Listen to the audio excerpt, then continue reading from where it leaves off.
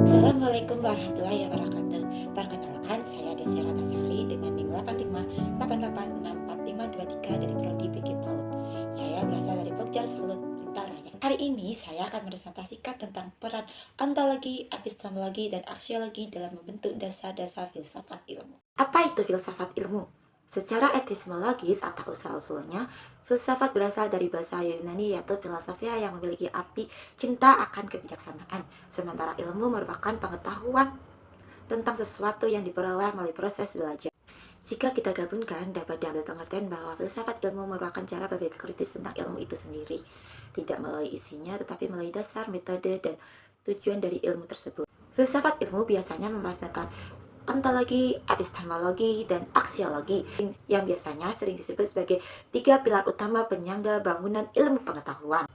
Lalu, apa itu ontologi, epistemologi, dan aksiologi? Mari kita simak pembahasannya bersama-sama.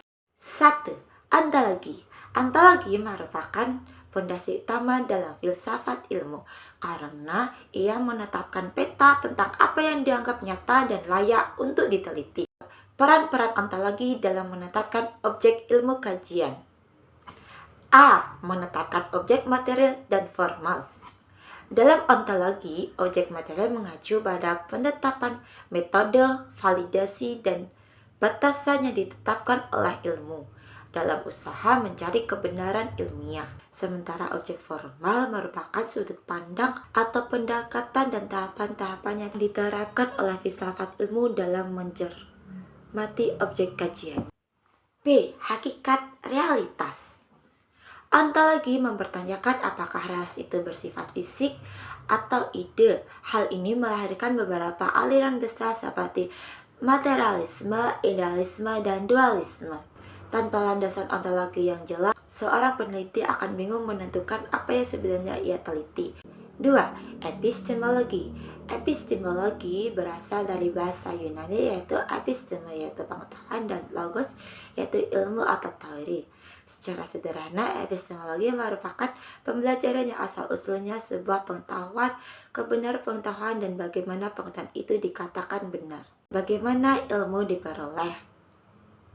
Manusia mendapatkan pengetahuan melalui beberapa pintu utama seperti rasionalisme, menekan pada akal budi, empirisme menekankan pada pengalaman indrawi, intuisi pengetahuan yang datang secara tiba-tiba tanpa melalui proses penalaran yang sadar, dan otoritas pengetahuan yang diterima dari pihak yang dianggap ahli. Lalu, bagaimana metodenya?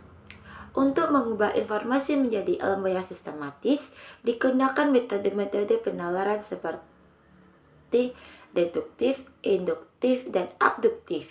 Dalam epistemologi, sebuah pernyataan dianggap benar jika mematuhi kriteria salah satu teori kebenaran yaitu teori korespondensi, teori koherensi, teori pragmatis, dan teori formatif. 3. Aksiologi. Jika ontologi fokus pada eksistensi ilmu atau usaha untuk mengetahui apa di balik sesuatu yang dianggap ada, epistemologi fokus pada asal-usul ilmu pengetahuan dan tingkat kebenaran ilmiahnya, maka aksiologi berfokus pada nilai yaitu etika dan estetika penerapan ilmu pengetahuan dalam dunia nyata.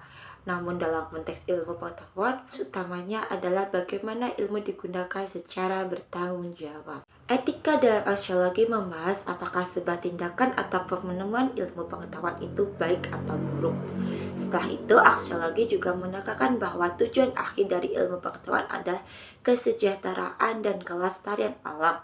Ilmu dianggap sia-sia atau bahkan berbahaya jika tidak memberikan manfaat praktis yang positif. Kesimpulannya, peran ontologi, epistemologi, dan aksiologi sering disebut sebagai tiga pilar utama penyangga bangunan ilmu pengetahuan. Mereka bekerja sama secara berurutan dan sistematis, mulai dari apa yang dikaji, bagaimana cara mengkajinya, hingga untuk apa kajian tersebut dilakukan. Jika salah satu pilar itu hilang, maka bangunan ilmu pengetahuan akan runtuh atau kehilangan makna. Sekian presentasi kali ini. Saya Desi Ratnasari, mohon undur diri. Wassalamualaikum warahmatullahi wabarakatuh. Terima kasih.